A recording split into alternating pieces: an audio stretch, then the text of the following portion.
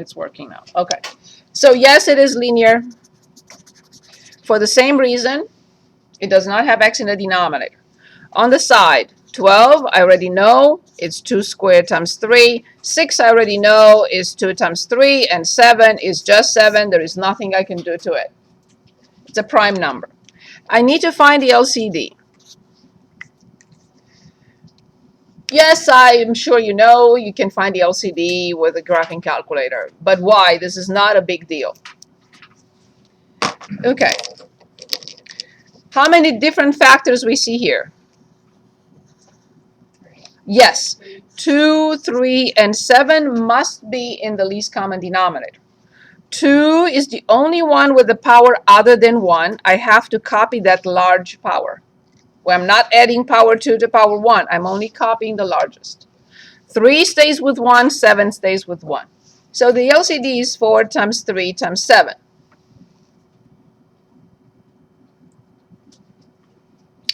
I would multiply this and get 21 and then multiply by 4 and I get 84. It doesn't matter how you multiply, really. But now I have to multiply each and every fraction by 84 over 1. 84 over 1 and 84 over 1. I will not multiply. I will simplify before I do anything. 84 divided by 12. So 12 divided by 12 and 84 divided by 12. 7 is right here. See, this is 12 and this is 7 multiplied 84. 84 divided by 6. So 2 and 3. So it's 2 and 4, right? So is it 14? And then divide by 7 and I have 12.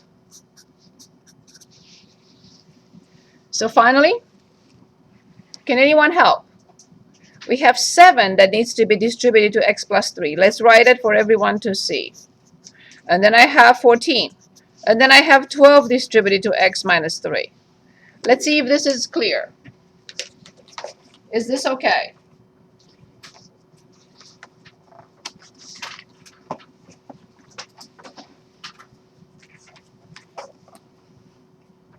Do we agree so far? Yes, everyone? Yes? Okay, so then 7x plus 21 equals 14 plus 12x minus 36. We have to combine like terms before we move terms around. On the left-hand side, that's all I have. On the right-hand side is 12x, but minus 22. And now I recommend one step. If you want to do it in 2 steps, that's fine too. I would move 12x to this side and 21 to that side. But that's me. You use your own method if you like it better than this one. So negative 12x plus 7x is negative 5x. Negative 21 minus 22 is negative 43.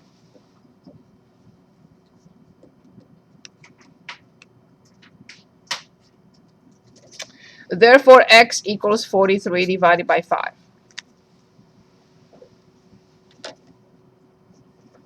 Any questions, please? Thank you. My pleasure. Do we have anything else that we would like to go back to?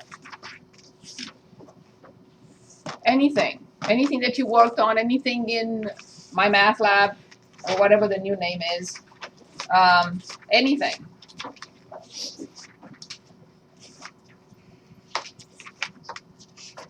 Anything?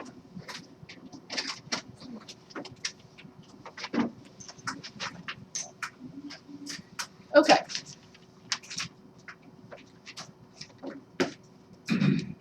I'm looking at the syllabus for 1 second because I want to show you something. Tell you where we are at all times. So I just pulled up the syllabus. And let me show you where we are. And what is the next step? Okay. So far we accomplished the factoring. We reviewed factoring. We finished 1.1. We finished 1.2. Our next step is 1.5 and 1.6. That's where we are. Once we finish the other 2, 4, 6 sections, we will make sure that we have our first test. Okay? So we are trying to finish today 1.5 and 1.6 if it's possible. So 1.5, 1.5, quadratic equations. This should not be a problem because we already started working on that. It's just that I have to show you all those 4 methods besides factoring that we already worked on. So 1.5, quadratic equations. So here's a typical general example of a quadratic equation.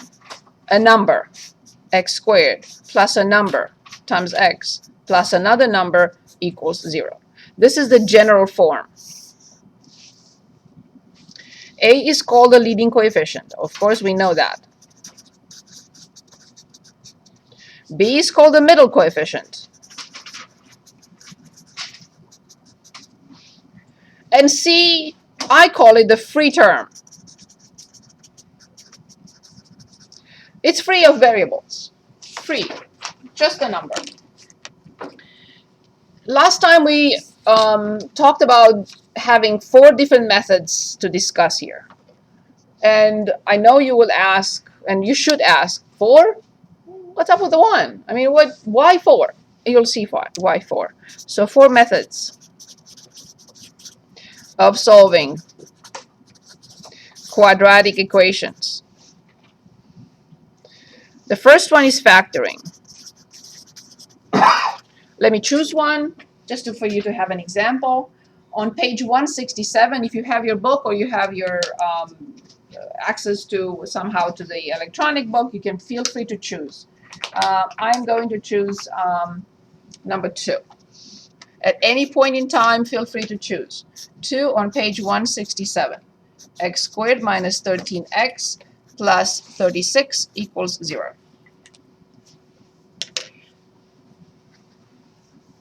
Okay, what is it? This. Oh, I'm going to ask you, what type of equation is it? What would you say? Right? It has to be quadratic, right? It's a quadratic equation. Why? This polynomial is a quadratic polynomial, right? Perfect. Is it in descending order? You know the drill. Greatest common factor. Negative leading coefficient. Special product. I always hope for a special product. If this is a special product, how will you factor it? X plus I can make, right?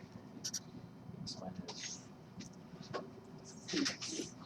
Yes, and then X plus everything squared is a trinomial. It's not a binomial. X plus 6 times x minus 6 is a binomial. Equals 0. What is the middle term here? Can anyone give us the middle term?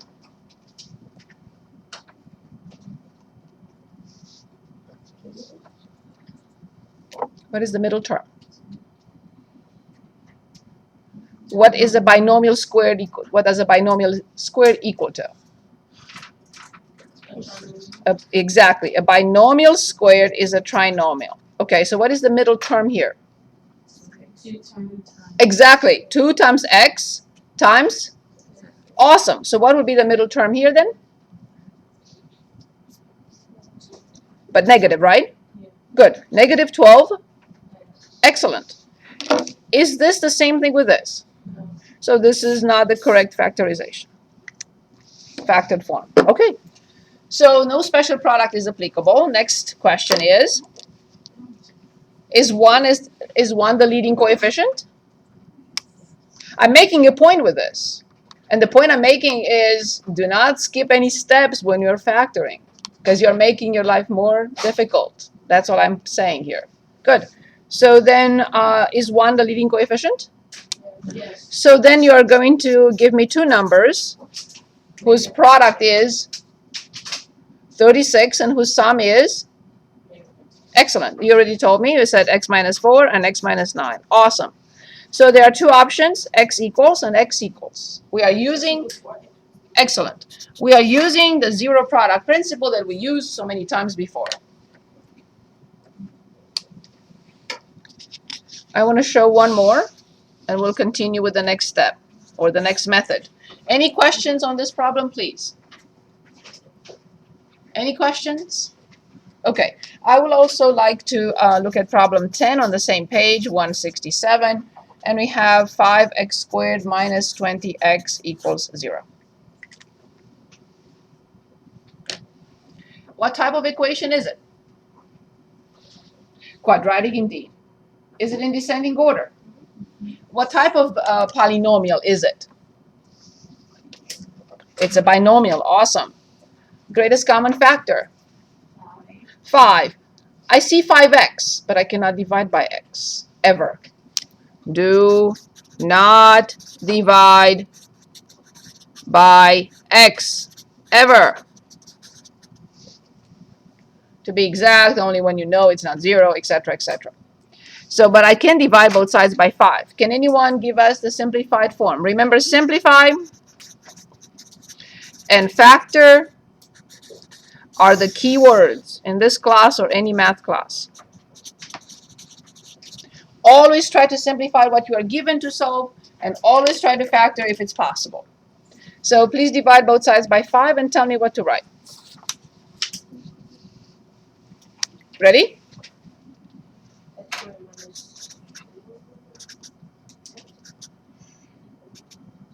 Excellent. Well done. Thank you. Good. Now, is there a common factor that I cannot divide by? Very good. What is left in parentheses? Very good. So then we have two options. Please give me, if we have two factors, you have to give me two options. Of course, because it's quadratic, we have to come up with two solutions. Excellent. From the first factor, x equals 0. From the second factor, x equals 0. As you noticed, what is missing here?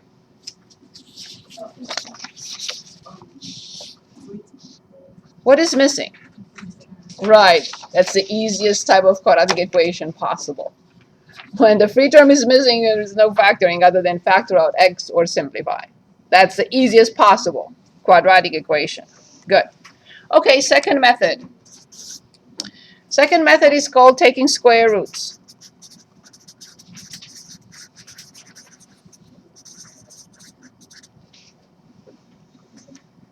Okay.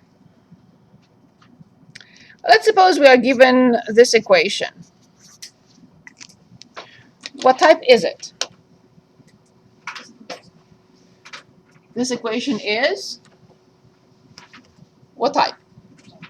We know linear, we know rational, and we know quadratic. Which one is it? Of course, that's what we are talking about. Very good. I have a very simple option here by simply factoring this how? Very good. And getting the solution right away. I don't want to use this method. It's good, but I want to talk about this method now. So I already know the solutions.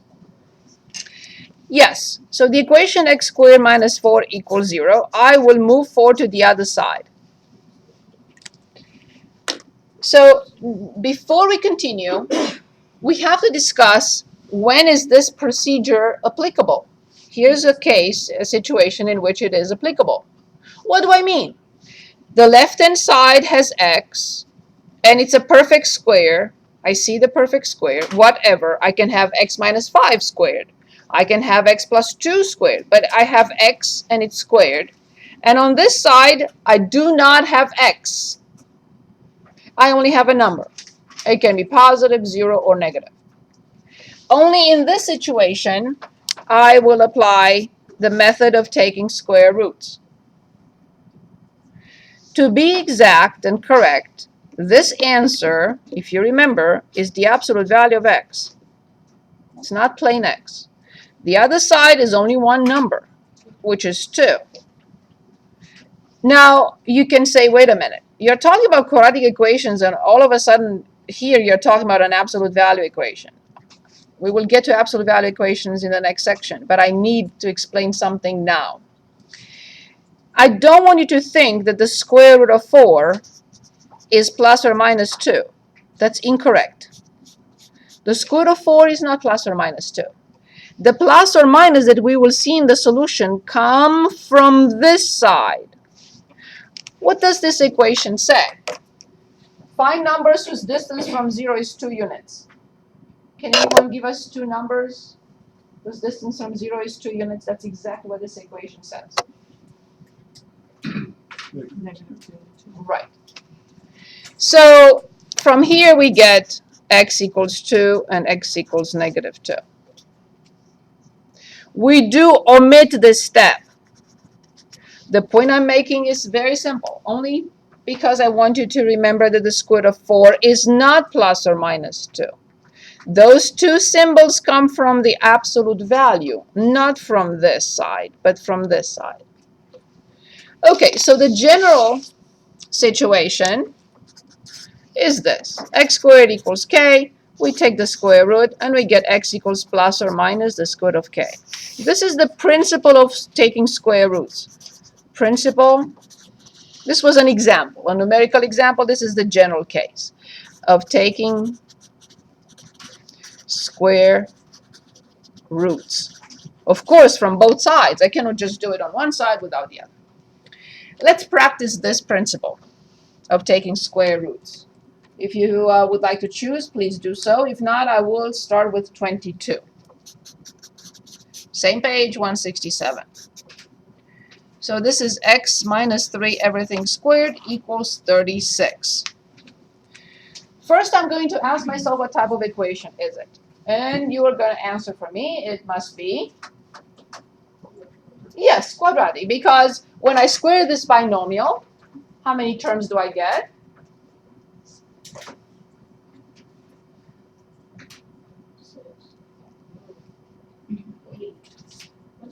When I square this binomial, how many terms do I get? Exactly 3. Exactly 3. Okay. Can anyone dictate those 3 terms? We are not going to expand, but I want to refresh your memory on that. X squared minus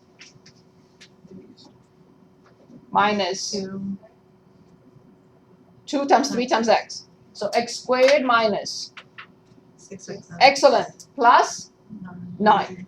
But this is not what we're going to do. We don't want to do that. So here's the question. Is this set up so that I can apply the principle of taking square roots? If you say yes, we'll take the square root. If you say no, then we'll have to expand and move 36 at equal to 0. So I see on this side a quantity with x. I see it's squared. I see on the other side a plain number, no x. Can I apply the principle of taking square roots? Of course. So let's take the square root. We write x minus 3. We should write correctly the absolute value of x minus 3, but instead we do what?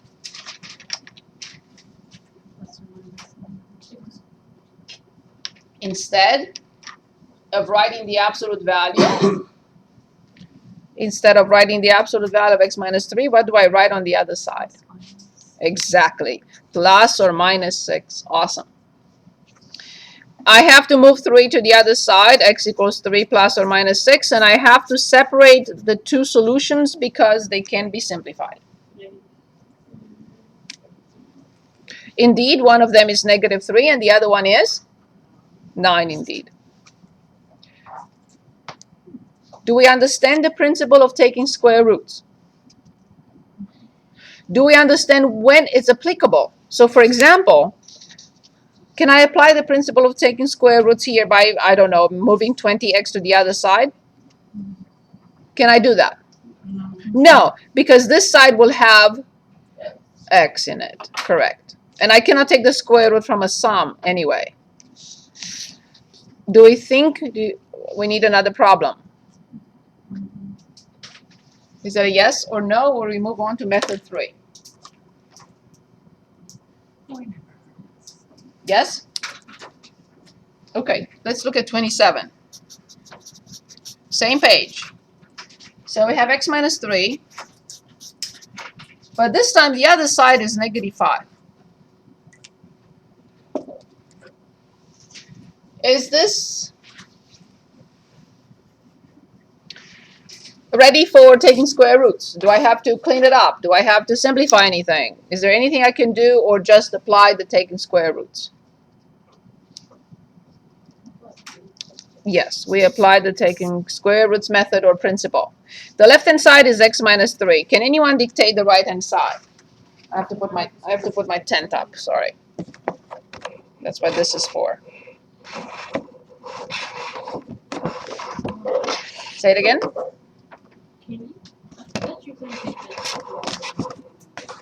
True. I cannot take the square root from a negative number and obtain a real number. So I think I have to find my Scotch tape. Right. So the square root of -5 is the square root of -1 times the square root of 5. Anyone remembers the name of this? Very good. Is the imaginary unit. So this will be, the right-hand side will be I, the square root of 5. But this is quadratic, so we need to find two solutions. So can anyone give us the final answer? Say it again. So x minus 3 equals? Plus negative 10. I cannot forget something crucial here. If I don't put plus or minus, I will not obtain two solutions. Plus or minus I, the square root of 5, and I have to move 3. So x equals 3 plus or minus I, the square root of 5. There is no need to separate these two solutions, and the answer is, why? Because we can or we cannot simplify them. Well, we cannot simplify them. So there is no point in separating them.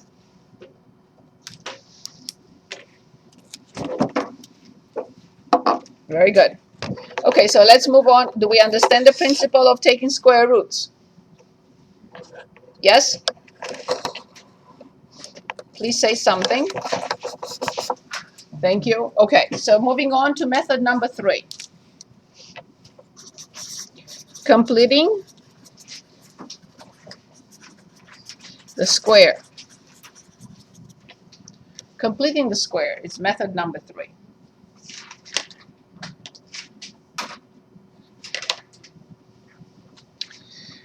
Okay. I mentioned the first day of classes that those 3 special products will always be in the picture. Always. Okay, so let me ask you this. How much is x minus 1 everything squared? We're not foiling anymore, so we're using the special product that we discussed. So can anyone please tell me how many terms will you give me, and please dictate those terms.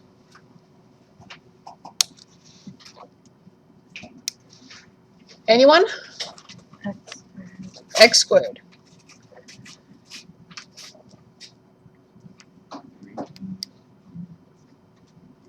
You have to remember the pattern. We did that on the first day. Yes? Minus 1.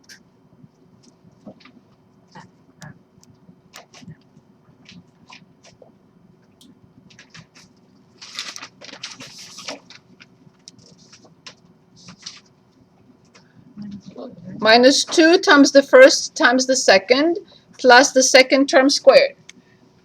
Please make the effort. Please make the effort. It's not a big deal, really, I think. First term squared minus 2 times the first times the second plus the second term squared. Is that clear? Yes? Yeah. Okay, perfect. So please keep that in mind. So now I'm going to choose a problem like 48 on page 167, and we will discuss the method of completing the square. So x squared plus 6x equals negative 8. From the get-go, I want to say something about the completing the square method. It's not a method for solving quadratic equations. It really isn't. It alone will not solve the equation. We will have to go back to taking square roots. Then why? Why are we talking about it here? It's because it's very useful at the end of this chapter for something else. that we are going to discuss. Okay? So can it do the job? Not by itself. Will I ever use it if I want to solve a quadratic equation? Absolutely never. Unless I'm told or I'm asked, you have to solve using complete the square. Otherwise, I will never ever, they will never ever be my option. But it's a method that we need to know. Okay? Good. So by comparison, I would like you to see x squared, and I would like you to see 6x. So if somehow I get a third term in here, then I complete the square. So how do I find this number going backwards? I don't have it yet. Let's say I'm going backwards. I take -2. Yes, go ahead. No. I take -2. Yes, go ahead. I was going to say, don't you divide the -2 by 2. yeah? We Square? and then you square. Correct. Very good. So can anyone give us the middle coefficient? Can anyone identify the middle coefficient? 6 indeed. Let's divide it by 2. That's the first step. Second step. Let's divide 6 by 2. Very good. And in the third step, we are squaring 3. What do we get? 9. In the final step, we add 9 to both sides. Excellent. Of the equation. Good. So let's add 9 here. +9 and +9. Notice that you cannot just add to one side. You will change the equation. So imagine that I have a pound in each hand. If I add 4 pounds here and I don't add 4 pounds here in my left hand, then I destroy the balance. But if I add 9 to both sides, I'm still in business. Nothing changed. Okay. So let's rewrite the equation as x squared plus 6x plus 9. Can anyone give us this number? Very good. And now I would like you to factor the left-hand side. But we already know how. Very good. X plus 3, everything squared equals 1. So now we are back to the previous example. Literally. We are back to something like this, where we have x, something with x squared and a number on the other side. Identical with the situation. Something with x in parentheses squared and a number on the other side. So what do I have to do next? Yes, we apply the previous method, of course. So then we have x plus 3 equals. How many solutions do you expect? Very good. If we omit plus or minus, we are not solving. We only get one equation, one solution instead of 2. So then this is x equals -3 plus or minus 1. And yes, here we have to separate them because we can simplify. Indeed, -2, x equals -2, or x equals -4, indeed. Yes, the examples or the problems get more sophisticated if this number cannot be divided by 2. It's not divisible by 2. So if I change 6 into 7, then it's a little bit more involving because I have to work with a fraction. What happens if I have another coefficient than 1 as the leading coefficient? Then I have to divide by that. So any questions? Ladies in the back. Yes. Any questions? Go ahead. Any questions? Okay. So would you consider another problem? Yes? Okay. With the middle coefficient divisible by 2 or not?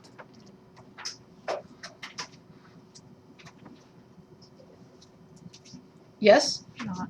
Not. Okay, very good. Let's see one. Good. It's a good idea. 56. On the same page. We have x squared plus 7x minus 8 equals 0. One of my students in the past said, why don't you just move this 8 to the other side already so it doesn't bother me? Fine. If that works for you, if that's better, you can. Okay.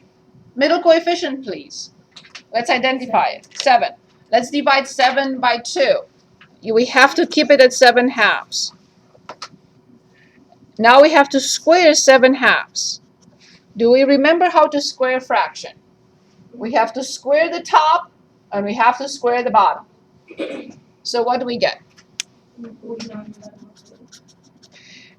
This is the number that we have to add to both sides. Let's do that. Can anyone dictate the equation so we can write it? X squared plus 7x plus, very good, equals 8 plus 49 over 4. This is our perfect square. We worked hard for it. Can anyone give us the perfect square on the left-hand side?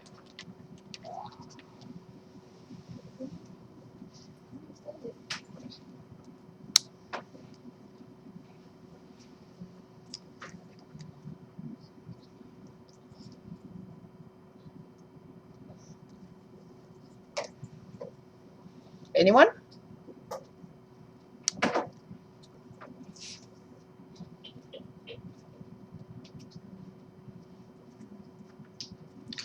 What squared is x squared? Is it plus or minus? What squared is 49 over 4? Let's check the middle term. 2 times x. Yes, it's the same thing. You're right. 2 times 7/2 times x. How much is this? Wait. How much is it? Is it 7x here? Oh, yeah. Good. Very good. So now let's find the least common denominator on the right-hand side. Good. What is the adjustment needed for 8?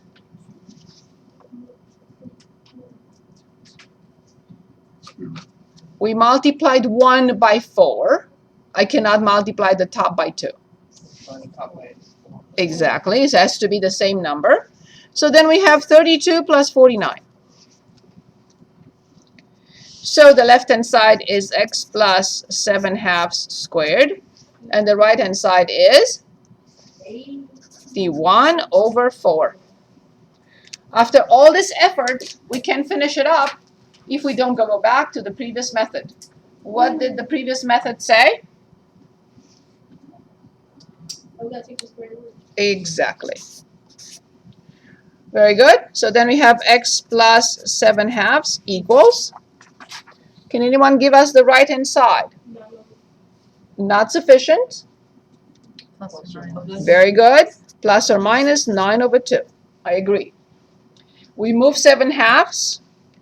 X equals negative 7/2 plus or minus 9/2. We can separate them. Please separate them and give me the final answer before we move on to the last method.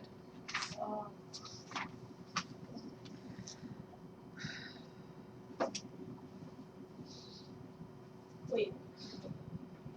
How much is negative 7 over 2 plus? Yes, go ahead. Is the first one, isn't x equal to negative 1? Or So negative 7 over negative 7/2 plus 9/2 is 2 over 2. So x equals 1, of course. And the other one? is negative 8. Perfect. Awesome. These are the correct solutions. Last method is quadratic formula. I know most of you got this together with me and worked on this and understood it. It's not enough. There are only 2 examples. I would do at least 10 till I master this method. Okay? Final method, method 4, quadratic formula.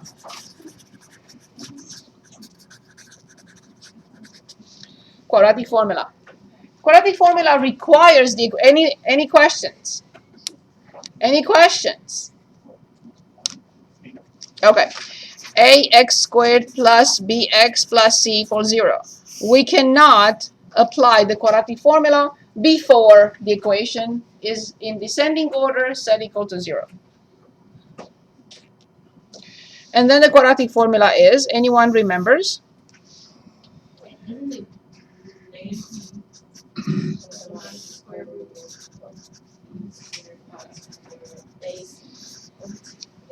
Great job. Excellent.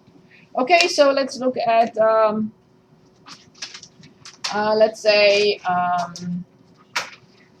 72 on page 167. Yes, you have to remember that, please. 3x squared equals 6x minus 1.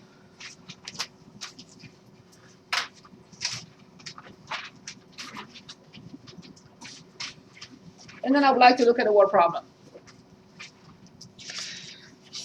Before we continue, let's analyze the, yes, please. No, I want to, so you wanted to arrange it, right? Yeah. Good, very good, excellent. So 3x squared minus 6x plus 1 equals 0. This is mandatory. It has to be set equal to 0 in descending order. Okay, so let's discuss these four methods before we finish up this problem. Factoring, taking square roots, completing the square, and quadratic formula. Which of these four methods you think may be applicable or may not? It may work or it may not work. Which one?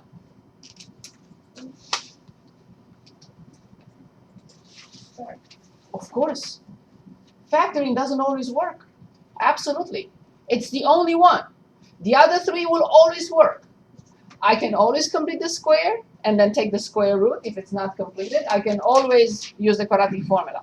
So only factoring may be applicable or it may not. The polynomial may be factorable, the polynomial may not be factorable. But all the other three methods work at any point in time. Question number 2. When do I use completing the square? Never. Unless I'm forced to. I will never complete the square unless I'm told you have to use it. When do I use taking square roots?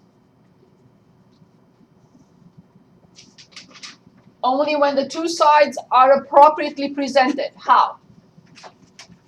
This side has x and something with x and squared. It can be plain x or something else but squared. And the other side has one number. So I will never use taking square roots unless one side has x in it and it's squared and the other side is a number. When do I use quadratic formula? Anytime I want. Is this clear? So again, when do we use those four methods? Factoring. I will use factoring if I can factor in 20 seconds. If the numbers are large, forget it. Use the quadratic formula. I don't want to spend 20 minutes on factoring if the numbers are 84x squared plus 59x minus 200. Oh no, absolutely not. I will use the quadratic formula. So if I can factor it like this, I will factor. If it's not factorable, goodbye. If it's arranged so that I can apply the square roots, I'm happy. This is an easy method. When do I use complete the square? Never. It's for something else, unless I'm forced to use complete the square. When I use quadratic formula, anytime I want. Yes. For the exams, will we be able to choose what we want, or are you going to Sometimes use you will have an example or problem with taking square roots, so you will have to know it. Yeah. But in a word problem, no, I'm not going to indicate. We're going to work on a word problem in a minute. Use the method you like. Okay. So now we identified A, B, and C. A is 3, B is -6, and C is perfect. So now let's write x equals -b 6 plus or minus the square root of b squared. Careful. So let's write this down. This quantity must always be, please, I don't want to see a square root starting with a negative number. I will not give any credit for it. No matter what number, when you square it, you have to get a positive number. Now we copy minus 4. A is 3, C is 1, so I'm going to say multiply by 3, divided by 2 times 3, which is 6. So I hear talking in the back, so please stop. Thank you. So the square root of 36 minus 12 divided by 6. I have to simplify. 6 plus or minus the square root of 24 divided by 6. And I know that 24 is 4 times 6. I must simplify it. So this will be 6 plus or minus the square root of 4 times the square root of 6 over 6. Therefore, this is 6 plus or minus 2 the square root of 6 over 6. Simplifying 2 with 6 will be a terrible mistake. Simplifying 6 with 6 will be a terrible mistake.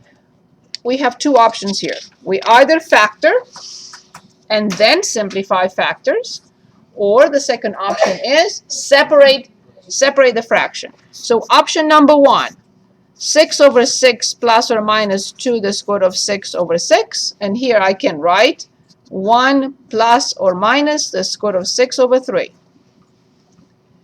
Option number 2, I factor out 2 from the top, and I have 3 plus the square root of, or minus the square root of 6 divided by 6, and then I simplify.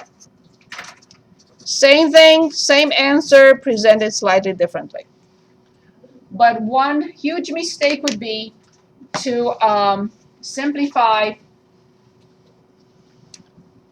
2 with 6 or 6 with 6. That would be a terrible mistake. Any questions?